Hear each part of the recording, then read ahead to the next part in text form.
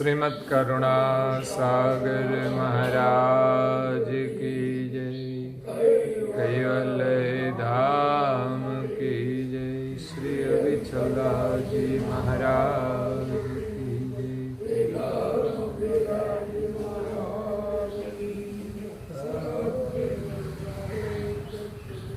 सत्केवल साहेब, सत्केवल साहेब। अचरत सागर ग्रंथ संत भक्त शिरोमणि अधिकारी को सकृत सिद्धांत 8 और चौपाई नंबर है 69।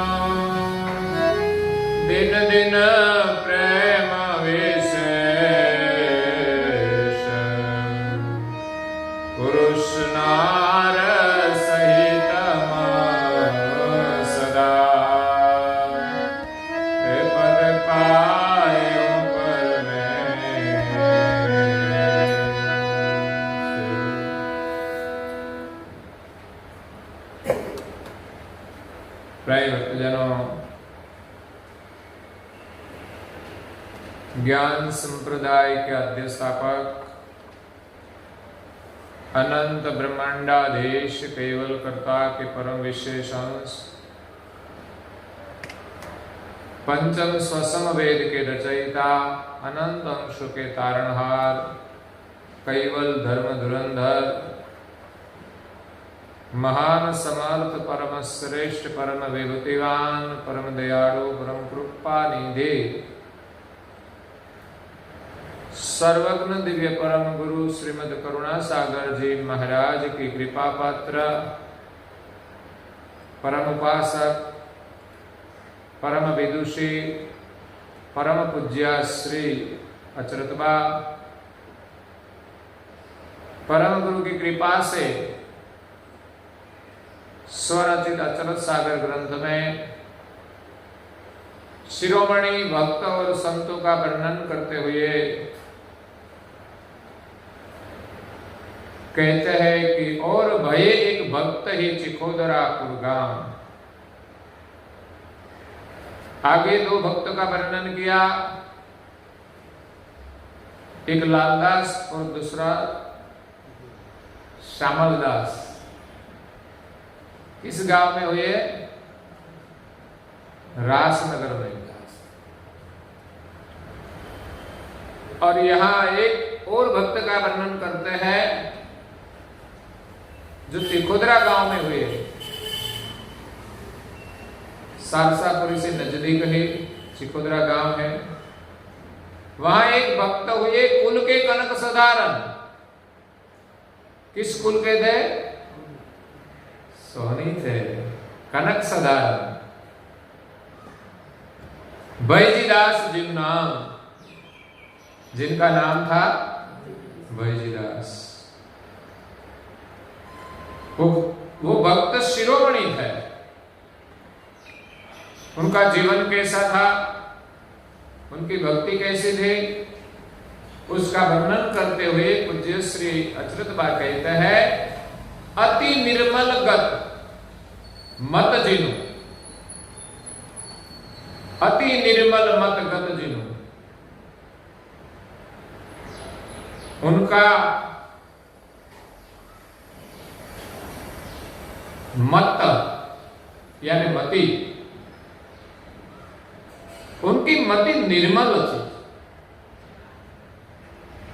हम कुछ भी करें, हमारी मति निर्मल होनी चाहिए। मति में कोई मलिनता नहीं होनी चाहिए।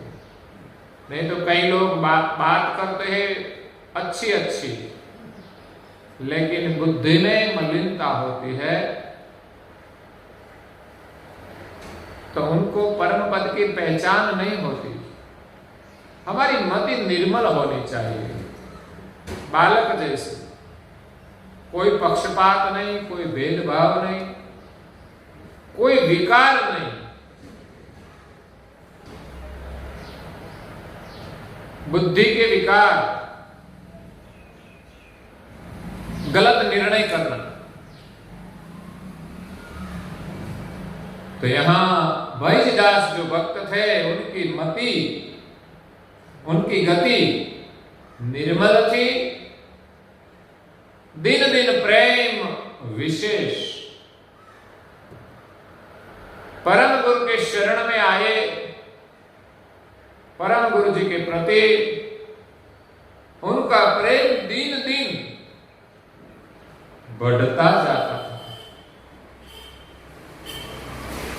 प्रेम हर दिन बढ़ना चाहिए। कई लोग कुछ नियम का पालन करते हैं तो कभी कभी छोड़ भी देते हैं। क्यों? प्रेम कम हो जाता है, प्रेम छूट जाता है। प्रेम दिन दिन बढ़ना चाहिए। हम नियम का पालन तो करें, लेकिन वो नियम में भी प्रेम बढ़ना चाहिए। कि आज हम मंदिर में आए, हमारा प्रेम तो था, लेकिन हर दिन आने से हमारा प्रेम मजबूत होता है कि किसी भी परिस्थिति में हम वो छोड़ते नहीं, और आने के बाद हमारा प्रेम जब बढ़ता है तो हमारी मति निर्मल होती है। ऐसा नहीं मंदिर में जाकर कहीं कहीं की बात करें, यहां भी हम कथाएं चालू कर देते हैं, गांव की जरूर नहीं है। यहां सिर्फ हम दर्शन करें, परम गुरु के गुणगान सुने, अगर कोई काम नहीं है तो यहाँ भजन सुने, लेकिन ज्यादातर मौन रहे, बिना जरूरी बात न करे। जो कामकाज है सेवा का, उनके लिए जो जरूर हो वो बोले, वो भी प्रेम से, नहीं तो ऊंची आवाज से भी बोलना पड़ता है। तो यहां बैजी भक्त है, उनका प्रेम दिन दिन बढ़ता ही जाता है। पुरुष नार सहितम सदा, अकेले बैजी भक्त का नहीं, उनका जो धर्म पत्नी है उनका भी प्रेम था। पद पाए परमेश, दोनों ने परम पद की प्राप्ति की।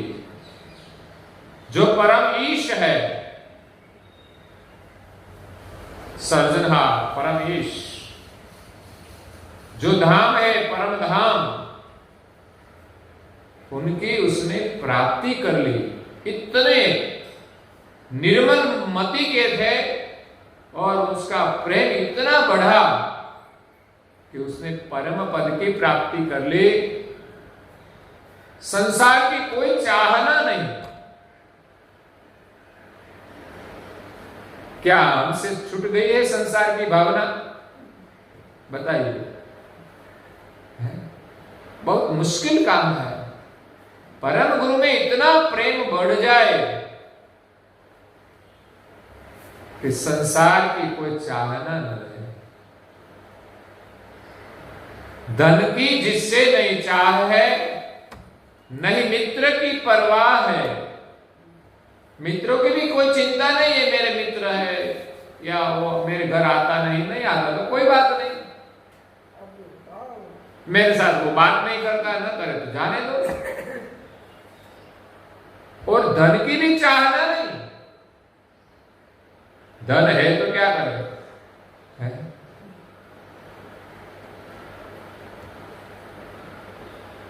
दुखी लोगों को मदद करे, धन की कोई चाहना नहीं, लेकिन सहज रूप से आए तो क्या करे, उसका चिंतन तो होता है, लेकिन परमार्थ के कार्य में लग जाए तो कोई बाधा नहीं है, नहीं तो मुसीबत है। धन की जिससे नहीं चाहे, नहीं मित्र की परवाह है, आसक्ति विषयों में नहीं, संसार के कोई विषयों में उनकी प्रीति नहीं, उनका प्रेम तो समर्थ गुरु जी के शरण में है, सत्य की प्राप्ति में है, एक सर्जनहार का सुमिरन में है। आसक्ति विषयों में नहीं, मिले तो ठीक है, न मिले तो भी कोई दुख नहीं, और मिले तो भी संभाल के उनका उपयोग करें, उपभोग छोड़कर उपयोग करें। आसक्ति विषयों में नहीं, वो तो प्रारब्ध पर निर्वाह है। हम चाहे कितनी भी इच्छा रखें, लेकिन बिना प्रारब्ध हमें मिलने वाला नहीं है, तो फिर व्यर्थ की क्यों चाहना रखकर हम दुखी हो। इंसान चाहना से ज्यादा दुखी होता है। किसी भी चीज की चाहना जब होती है, तब से दुख का सर्जन होता है। इसलिए व्यर्थ की चाहना हम छोड़ दें। हमारे भाग्य के अनुसार जो मिले, हर कुछ पाने के लिए हम कुछ करते हैं, जरूरियात के लिए कुछ करते हैं, मेहनत करते हैं, तो बदले में हमें मिलता है। लेकिन इतनी चाहना नहीं होनी चाहिए कि मुझे इतना मिल जाए, दूसरे को देखकर हम चाहना करें। हमारे काम के अनुसार, पुरुषार्थ के अनुसार और भाग्य के अनुसार हमें जो मिले। कभी पुरुषार्थ के अनुसार हमें थोड़ा कम भी मिले, क्यों कि हमारा प्रारब्ध ऐसा है। अगर कई लोगों को थोड़ा पुरुषार्थ से ज्यादा भी मिल जाता है, क्यों कि उनका भाग्य ऐसा है। इसीलिए जो मिले इसमें संतोष, आसक्ति विषयों में नहीं, वो तो प्रारब्ध पर निर्वाह है।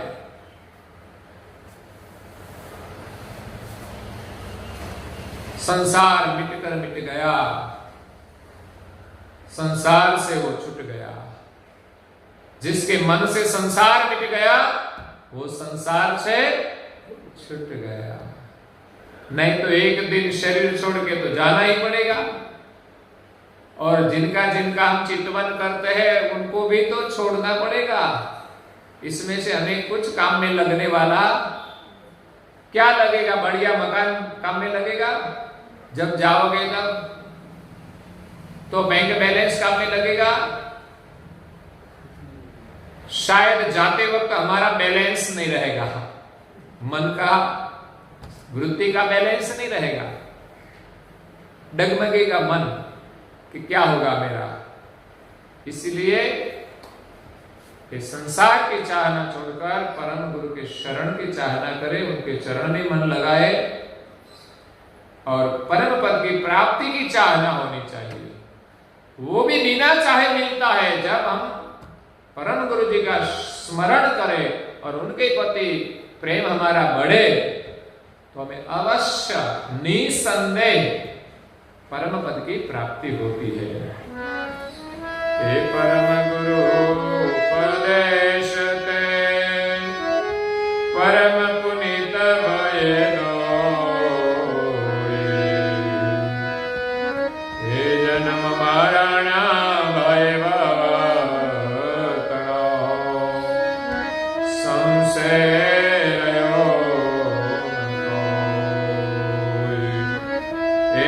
निकट के बरनिए भक्त शिरोमणि सोय,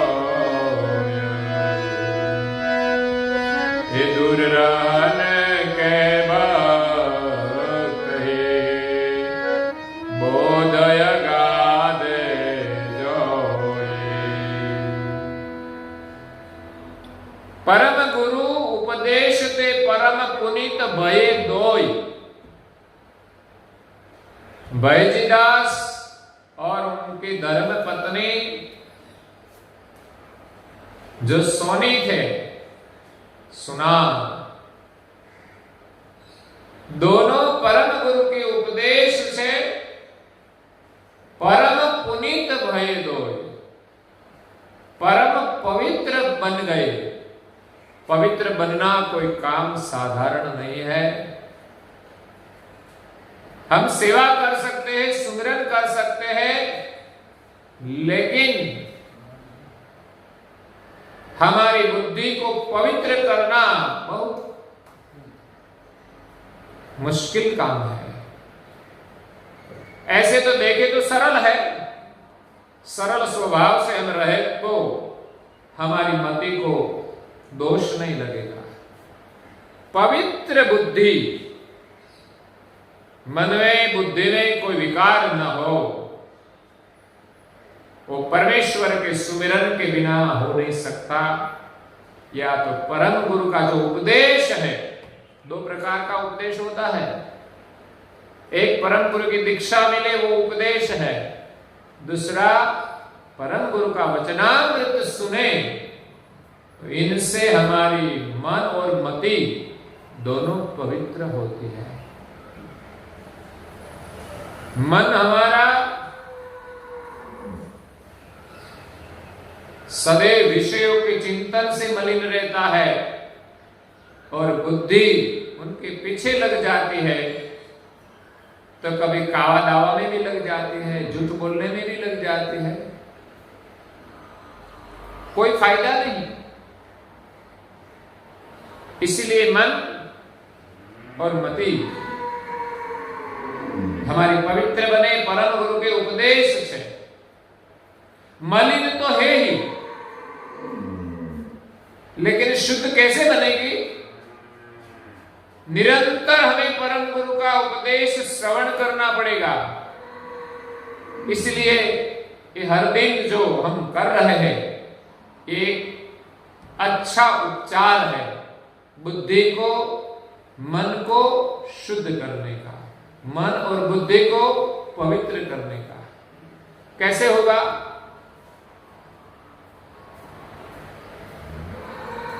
तो किसी जिज्ञासु ने बुद्ध को प्रश्न किया कि हमारा मलिन मन कैसे शुद्ध होगा? तब बुद्ध ने उपाय बताया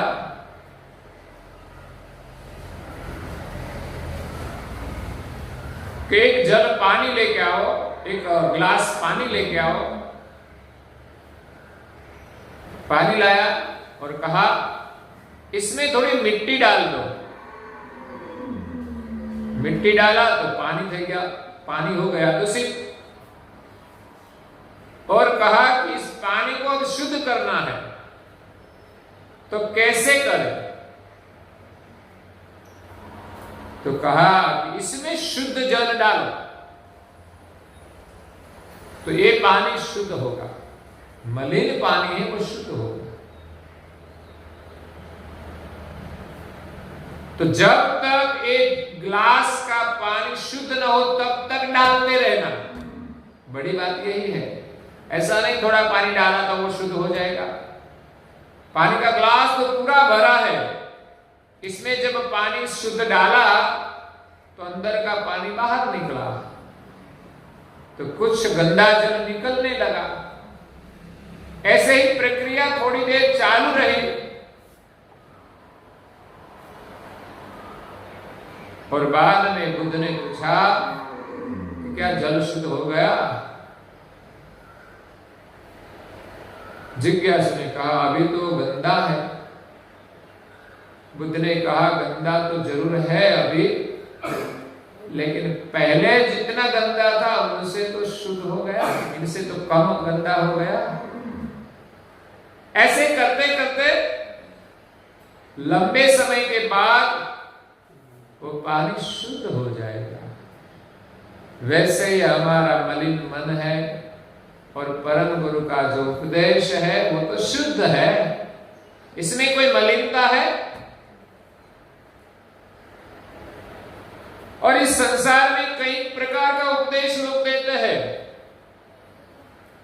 इसमें शायद कोई थोड़ी मलिनता है, क्योंकि सृजनहार को जानते नहीं फिर भी मानते हैं, वो उपदेश की मलिनता है। जब सृजनहार को जानते नहीं और उनको मानते हैं तो उनको सृजनहार की प्राप्ति होगी कैसे? क्यों? कि वो उपदेश मलिन है। सृजनहार को जाने बिना हम कितना भी विश्वास रखें, हमें सृजनहार की प्राप्ति नहीं होगी, क्योंकि वो मलिन उपदेश है। ऐसे मलिन जल से मलिन जल शुद्ध नहीं होगा। परम गुरु का उपदेश परम शुद्ध है, इसलिए हमारा मन बुद्धि शुद्ध होकर इस सृजनहार की प्राप्ति होगी। परम पुनीत भये दोय, पति और पत्नी दोनों पवित्र हो गए। पति और पत्नी दोनों पवित्र हो गए मतलब क्या है कि परम गुरु के उपदेश से उनका मन मति पवित्र हो गया। लेकिन कैसा पवित्र? दोनों पति पत्नी थे, दोनों में उनका शरीर भाव नहीं रहा। अगर शरीर भाव जो रहा तो हमारी मति और मन दोनों मलिन रहेंगे। जब तक यही भावना है कि हम पुरुष है, हम स्त्री है, अगर संबंध की भावना जो हमारे मन में सवार होगी, तब हमारा मन और मति मलिन होगा ही। घर में झगड़ा यही है कि पति मानता है कि मैं पति हूं, तब पत्नी पर आदेश करता है। पत्नी जब मानती है कि मैं पत्नी हूं तो मेरा ये अधिकार है, तो झगड़ा होता है।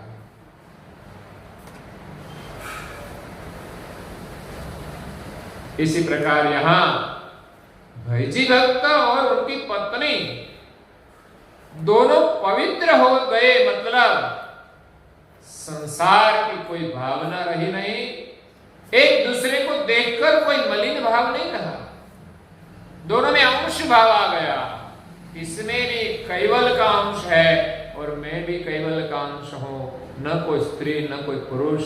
ये शरीर तो कल छूट जाएगा, लेकिन अंदर रहने वाला है वो स्त्री नहीं है, वो पुरुष नहीं है, वो चैतन्य को देखना, ये पवित्रता है। जन्म मरण भय भवतनो, और आज इस संसार का जो बड़ा भय है, बड़ा भाई, दो भाई होते हैं, एक कौन होता है? छोटा, और दूसरा बड़ा। बड़ा भाई का भय ज्यादा रहता है कि नहीं? तो डांटता कौन है? बड़ा भाई डांटता है कि नहीं है छोटे को? तो संसार में बड़ा भय हमारा क्या है? भय, जिसको हम कहते हैं डर। तो वो भय जो था जन्म और मरण का, वो छूट गया। वो कब छूटेगा? जब हमारा शरीर भाव छूटेगा, तब छूटेगा। जब शरीर भाव है तो हमें भय लगेगा कि मैं मर जाऊंगा, लगता है कि नहीं? अगर यहां सामने सांप आ जाए तो हमें डर लगेगा। सामने शायद किसी भी प्रकार की मौत आ जाए तो हमें डर लगेगा। कोरोना आया है तो डर तो लगता ही है, थोड़ा थोड़ा लगता है कि नहीं है? अहमदाबाद में ज्यादा लगता है, यहां नहीं लगता। जब यहां कोरोना नहीं है तो हमें डर नहीं, जहां कोरोना है वहां भय लगता है। तो हम ऐसे धाम में चले जाएंगे जहां भय है ही नहीं, जन्म मरण ही नहीं है, तो भय कैसा? तो अंश का तो कोई जन्म मरण है नहीं। जब अंश भाव आ गया तो भय कैसा कि हम तो मरने वाला है ही नहीं। तो शरीर छूटेगा तो क्या होगा? शरीर सहजता से छूट जाएगा। कैसे? जैसे अगले दिन का पहना हुआ दूसरे दिन हम सुबह छोड़ देते हैं, जो मलिन हो जाते हैं धुलाई के लिए, तो छोड़ने में कोई दिक्कत होती, कोई दुख होता? उल्टा आनंद आता है कि ये गंदा हो गया, छोड़ दो, दूसरा अच्छा पहन लो। तो इसी प्रकार अंश भाव आ जाए तो ये शरीर छूट जाता है और इस शरीर छोड़कर दूसरा शरीर धारण करे। अब तो ये शरीर देखो ना, अब कैसा हो गया है, मलिन तो हो गया है? छोड़ने लायक तो हो गया है? अब तो उसमें कुछ मजा रहा ही नहीं। कुर्सी पर बैठना पड़ता है, नीचे भी तकलीफ होती है बैठने में, वो सभी तकलीफ तो है ही। तो अब क्या दुख, लेकिन शरीर भाव होता है तो ये छोड़ने में भी अच्छा नहीं लगता। जीने की जिजीविषा होती है जीव को, संसार की। शरीर न चले फिर भी जिजीविषा नहीं नष्ट होती, मुझे अच्छा हो जाए और सब आनंद मिले, ऐसी चाहना रहती है। लेकिन यहाँ बैजी भक्त और उनकी धर्मपत्नी दोनों इतने पवित्र हो गए कि उनका जन्म मरण का जो भय था वो मिट गया। संशय रहो न कोई, मन में और कोई संशय भी नहीं रहा। एक सर्जनहार का निर्णय हो गया और एक ही सर्जनहार का सुमिरन। संसार में कई लोग भिन्न भिन्न मत को मानते हैं, इसमें एक सर्जनहार का निर्णय नहीं है और एक का सुमिरन भी नहीं है। यहां अचरज बाने तो सिद्धांत की स्पष्टता ऐसी कर दी कि जहां दो भगवान नहीं रहते, अगर वहां कोई दो मत भी नहीं रहते। जब संसार में अनेक भगवान की मान्यता है, इसमें कभी कभी एक भगवान को दूसरे भगवान से झगड़ा भी हो जाता है, एक दूसरे को मारते भी है। लेकिन यहां तो ऐसी कोई स्थापना नहीं है, मन में कोई संशय रहेगा ही नहीं। क्यों? कि सिद्धांत की स्पष्टता है। जो एक को भगवान माने तो दूसरे को क्या माने? किसी को पता नहीं, इसलिए सबको भगवान मान लिया कि सब लोग जो मानते हैं अपने अपने भगवान, वो सब ही भगवान है। लेकिन वहां सिद्धांत की स्पष्टता नहीं है, इसलिए सब लोग भिन्न भिन्न भगवान की मान्यता रखते हैं। लेकिन यहां पूज्य श्री अचरज बा ने परम गुरु का ज्ञान के माध्यम से ऐसी स्पष्टता कर दे कि परम गुरु का उपदेश से उनका मत शुद्ध हो गया तो मन में कोई संशय नहीं रहा। उनको निर्मल मत कहते हैं। दो मत नहीं रहता, अदबद बातें नहीं रहती, निकट निकट के वर्णनीय। ये जो भक्तों का वर्णन किया, जो शिरोमणि, वो किसका वर्णन किया? सारसापुरी में अचरकला रहते थे और सारसापुरी के निकट के जो गांव हैं, रास भी बोरसद में निकट पड़ता है, दावलपुर भी इस ओर निकट पड़ता है, और ये चिखोदरा गांव भी वहां निकट पड़ता है, चांगा गांव भी मलातज के नजदीक वो निकट पड़ता है। तो निकट निकट जो नरोत्तम भक्त थे अजयपुरा गांव के, वो भी वहां से निकट पड़ता है। तो ऐसे पूज्य श्री अचरज बा ने या भक्तों का जो वर्णन किया है, जो सारसापुरी के नजदीक थे। एक व्यारापुर गांव का नाम लिखा है, तो वो नजदीक वाला व्यारापुर होगा, सूरत वाला नहीं होगा। क्योंकि यहाँ पूज्य श्री अचरज बा ने स्पष्टता की कि जो नजदीक के गांव थे उसका वर्णन किया, और आगे वर्णन किया था बड़ौदा शहर का। तो वो सब सारसापुरी के निकट थे उतने ही नहीं लेकिन परम गुरु जी के भी निकट थे सब भक्त। निकट निकट का वर्णन किया, मतलब जो परम गुरु के बहुत निकट थे, वो मुख्य थे, शिरोमणि थे और गांव भी निकट थे। तो यहां निकट निकट का वर्णन किया। भक्त शिरोमणि सोए, जो जो शिरोमणि भक्त हुए उनका नाम लिखा है, लेकिन और भी भक्त हुए। दूर रहन के भक्त ही बोध अगाधे जोए। कहीं दूर गांव में भी ऐसे शिरोमणि भक्त थे जिनका वर्णन परम गुरु जी ने अगाध बोध ग्रंथ में किया है। और आगे पूज्य श्री अच्युत कहते हैं, और संत हरिजन सदे लखे न जिन के आंक, सारदार सन्मुखन के निज पद पाए निशंक।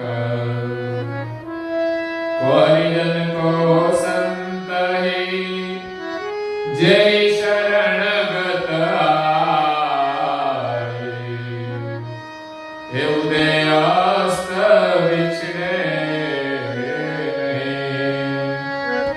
तेहि परम पद। और संत हरिजन सबे लखे न जिनके अंक। दूर के और निकट का वर्णन इस ग्रंथ में और अगाध बोध ग्रंथ में किया है, लेकिन जो जो संत और हरिजन का नाम नहीं लिखा, उसका वर्णन नहीं किया, सारदार सन्मुख के, वो भी परम गुरु के सारदार सन्मुख रहते थे, निज पद पाए निशंक। उनको भी परम पद की प्राप्ति हुई है, इसमें कोई शंका नहीं है। ऐसा नहीं कि जिनका वर्णन किया है उनको ही परम पद मिला है, लेकिन जितने भक्त परम गुरु के सन्मुख सारधार रहे, उन सभी को परम पद की प्राप्ति हुई है। ऐसा पूज्य श्री अच्युतबा परम गुरु जी की कृपा से अपने स्वानुभव से निशंक पूर्ण कहते हैं। वैसे आप भी जो कुछ कर रहे हैं उसका फल अवश्य ही मिलेगा। जो जितना करता है उनका फल अवश्य मिलता है। ऐसा नहीं कि कोई हमारा नाम ले ले तो ही हमें फल मिलता है। बिना नाम के भक्तों का भी कल्याण होता है। को हरिजन को संत ही, हरिजन हो या संत, जय शरणगत आए। पूज्य श्री अच्युतबा कहते हैं कि जो जो परम गुरु के शरण में आए, उदय अस्त बिछड़े नहीं। उदय और अस्त में कभी अलग नहीं हुए, तही परम पद पार। उन सभी को परम पद की प्राप्ति हुई। हे उदयास्त जिनको कहे, हे मरम लखावहु तास, उदय शरण आए यदि, अस्त होय तनु नाश। हे दोनों हद विचर है, सन्मुख आद्यने आता, तेनो मोक्ष कैवल करो, सहित भक्त संत। उदय अस्त बिछड़े नहीं। उदय से अस्त तक वो परम गुरु से अलग न हो। उनका मतलब उदय तो ऐसा भी अर्थ होता है कि जब जन्म होता है उनको उदय शरीर छूट जाता है तो अस्त कहता है। लेकिन यहां जो उदय है वो परम गुरु के शरण में जब आए, उदय अस्त जिनको कहे मरम लखा बहुतास, उदय शरण आए जब भी परम गुरु के शरण में आए उनको उदय कहते हैं। हमारा जीवन का उदय कब होगा? जब हम समर्थ परम गुरु जी की शरण में आए, तब ही हमारा उदय हुआ है। मतलब एक जन्म माँ ने दिया है, तब तो कुछ पता नहीं था रोने के अलावा, बाद में थोड़ी थोड़ी समझ आई खाने पीने की, और जब हम थोड़ा बड़े हुए तो ये मेरा, ये तेरा, ये सब होता है। लेकिन प्रारब्ध से हम परम गुरु के शरण में आए और हमें जब मंत्र दीक्षा ली, तब हम शरणागत कहा जाता है। और दीक्षा वही हमारा दूसरा जन्म होता है।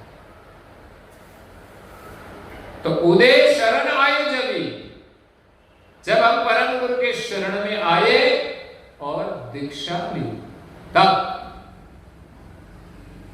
हमारा उदय हुआ। जैसे किसी की शादी करनी हो तो रिश्ता तो पहले तय किया जाता है, लेकिन वो संबंध पूर्ण नहीं है। ठीक है, आजकल अनुमति देते हैं घूमने के लिए, लेकिन मेरी दृष्टि से तो नहीं देनी चाहिए। क्यों? कि वो संबंध अभी कच्चा है, घूमने की अनुमति नहीं होनी चाहिए। ठीक है, समय के अनुसार होता है, क्योंकि कच्चा दोरा कब टूट जाए पता नहीं। वो तो संशय होता है तो कहते हैं कि हमें संबंध नहीं रखना, छूट जाता है। लेकिन पक्का रिश्ता तब होता है जब उनकी वैवाहिक शादी होती है, विधि विधान से शादी होती है, तब रिश्ता पक्का होता है, तब वो उनके साथ ही रहते हैं। वैसे हमारा पक्का रिश्ता परम गुरु के साथ हम जब दीक्षा ले विधिवत, तब वो रिश्ता पक्का कहा जाता है। और हमारी आस्था भी तब दृढ़ होती है कि हमारा रिश्ता है उनके साथ पक्का। जैसे पत्नी का रिश्ता पति के साथ हो गया, तभी उनके साथ दृढ़ प्रीति होती है। नहीं तो क्या होता है कि रिश्ता तो अच्छा है, बातचीत हो गई, ये रिश्ता हम तय करें, रिश्ता अच्छा लगता है, लेकिन उनसे भी अच्छा रिश्ता कोई मिल गया, जानने में आया, तो हम क्या करें? ये रिश्ता छोड़ दो, इनसे तो ये रिश्ता अच्छा है। जब गुरु दीक्षा नहीं ली, तब तक क्या होता है कि ये गुरु तो अच्छा है, लेकिन इनसे वो गुरु उनसे भी अच्छा है, तो उनको छोड़कर दूसरे के शरण में चले जाते हैं। लेकिन जब रिश्ता पक्का हो जाता है, तब वो छूटता नहीं और उस रिश्ते के प्रति हमारी दृढ़ निष्ठा हो जाती है। बस एक ही सुमरन, दीक्षा लेने के बाद जो दीक्षा के उपदेश से हमें जो ज्ञान मिले, वही एक ही सृजनहार का सुमिरन होता है। और यहां हम शरण में आए, और अस्त किसको कहते हैं कि शरीर हमारा जब छूट जाए, तब तक हम और किसी का स्मरण न करें। तो उदय से अस्त हम कभी परम गुरु से बिछड़े नहीं, अलग न हो। तो इसी प्रकार कोई भी हरिजन और भक्त परम गुरु के शरण में आए, उनका कल्याण होने वाला है।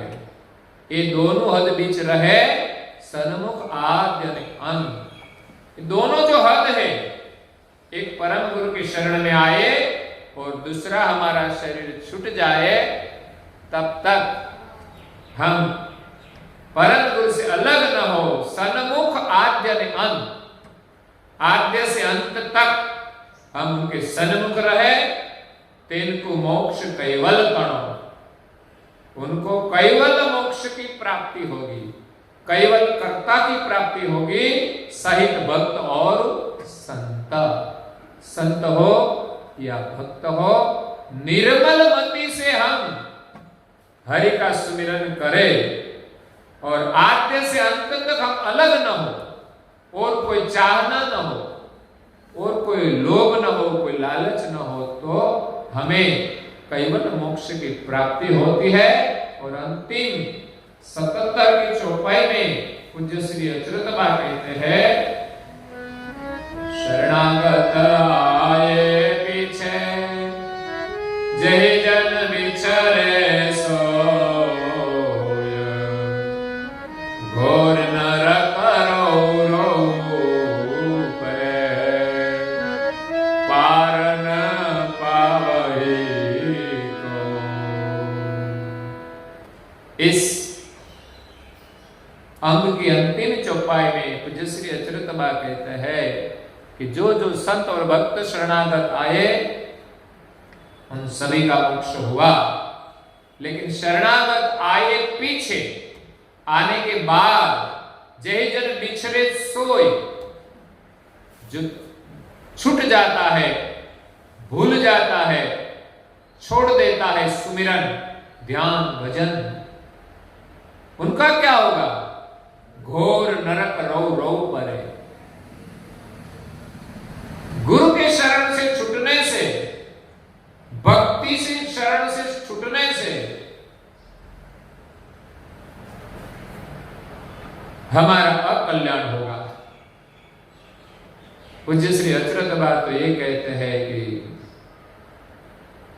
परम गुरु के शरण से छूटने के बाद हमारा कोई ठिकाना नहीं होगा,